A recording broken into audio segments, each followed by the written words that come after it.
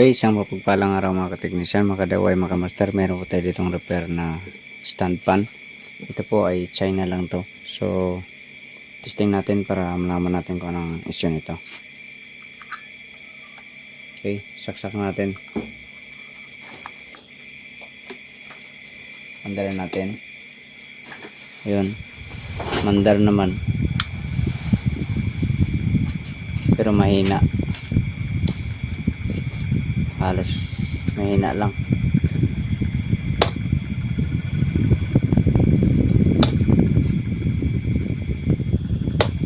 Yan. So, okay, sige, samahan nyo ako. Ayusin po natin ito.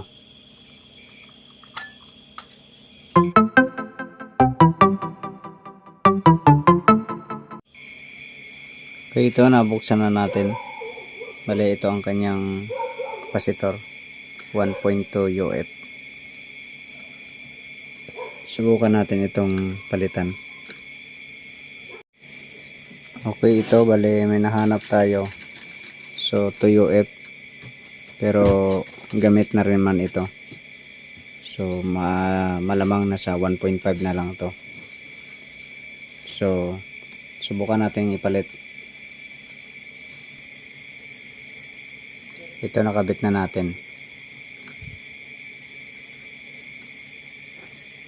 Testin natin ito.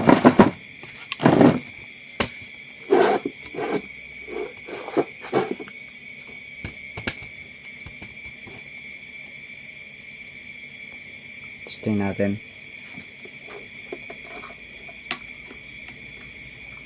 Saksak.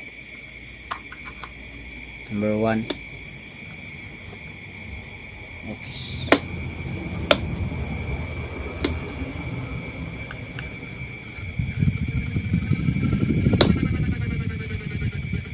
Tama na pala yung ano. Tama na yung bushing.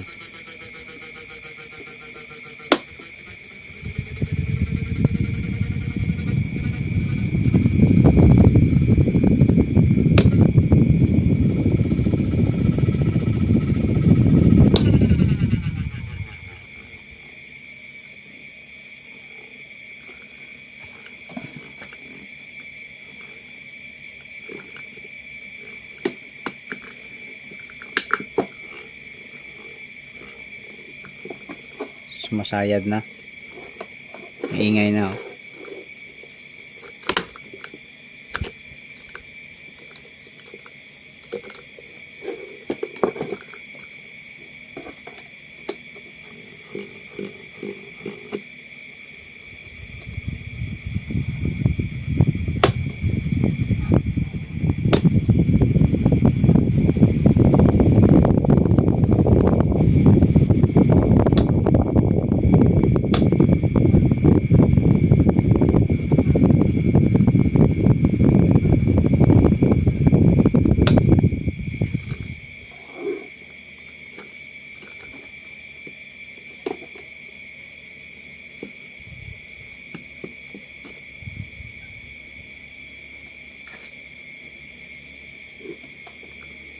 Subukan nating dalawahin yung kapasitor. Parang masyadong mahina na rin yung 2 UF nito eh. Gamit na rin kasi ito.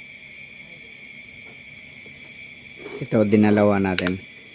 Parallel natin. Okay. Andarin natin. Number 1. Yan ang lakas. Yan ang sabit. Sabit yung ano. Kanyang pinakaroto. Kasi nga may gas-gas na yung ano. Pusing. So palitan natin yung pusing.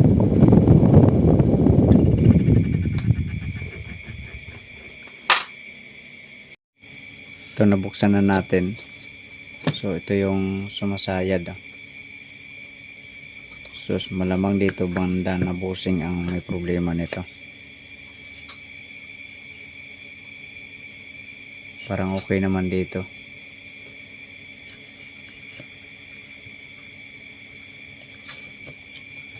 Dito sa kabila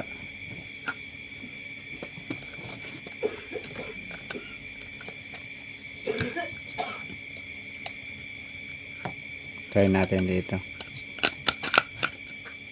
Ayun, dito sa kabila yung may problema. Ayan o. Tanggalin ko muna. Okay, ito.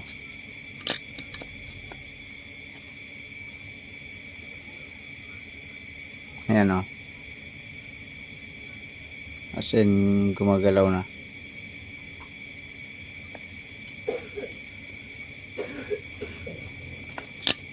So, itong bushing ang may problema. Ayan.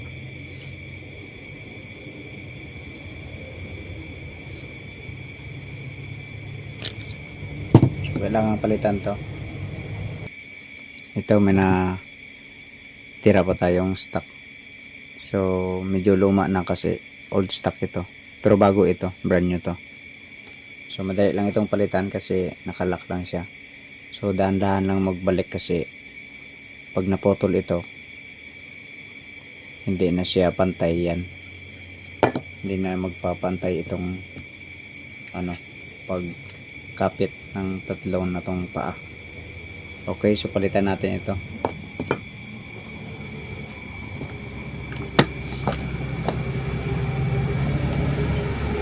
Bali, aangat lang yan. Ganyan. Dito rin.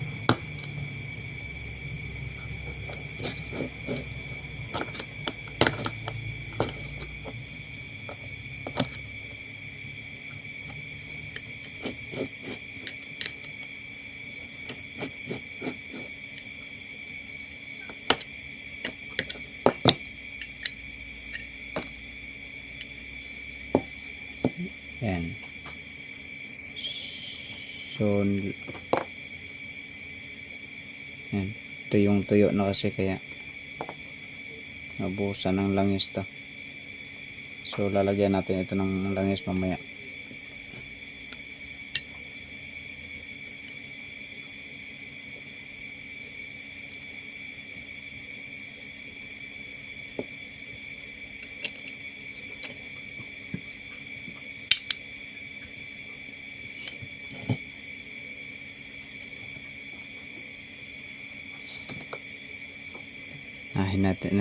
Nahin natin itong isa na to.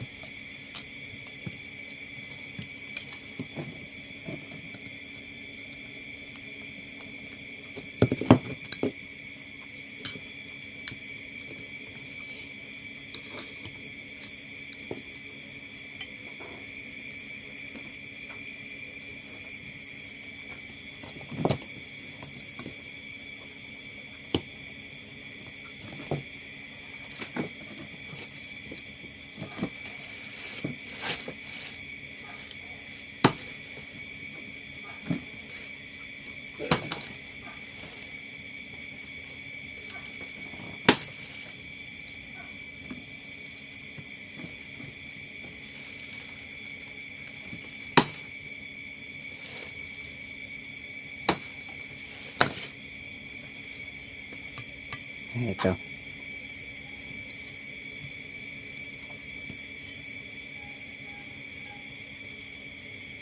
Mahigpit naman siya. Importante mahigpit lang talaga. Huwag lang masyadong maluwag. Kasi iikot yan yung bushing na to pag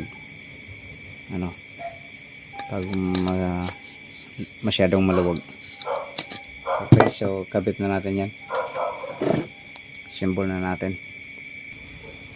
Lalagyan pa pala natin ng langis.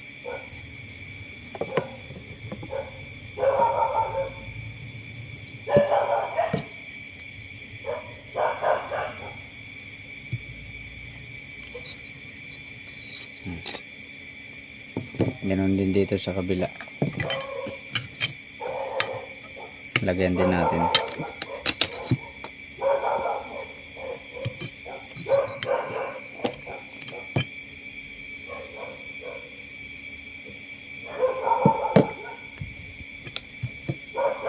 Yan.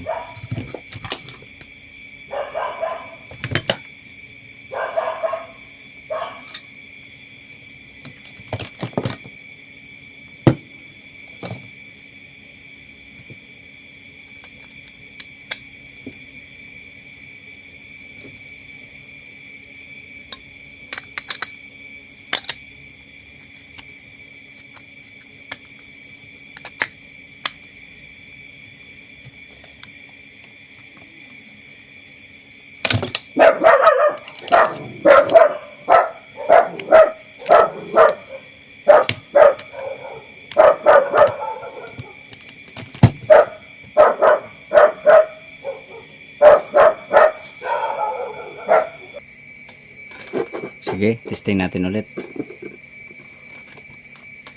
Saksak natin. Number 1.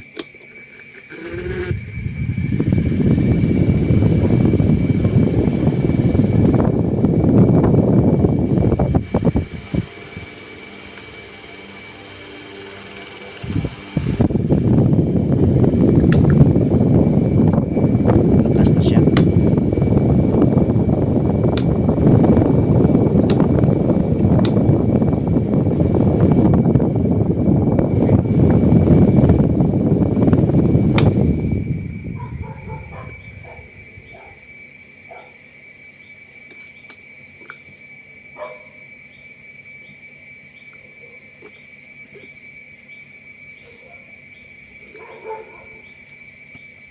Sige, takpan na natin to. Ito na, natakpan na natin. So final testing na to. Pindutin natin ang nakasaksak na siya. Pindutin natin ang number 1. Yan, uptick na. Kanina kasi nung tinesting ko ito ng bago ko kinuna ng video, nung tinesting ito kanina ay ayaw talagang gumana. Pag pindot ko ng number 1 wala, number 2 wala rin, number 3 pag pindot ko ng number 3 ayun, medyo gumalaw-galaw yung blade. So hanggang sa umikot naman siya, kanya lang mahina talaga. So ganda na ang nabigo.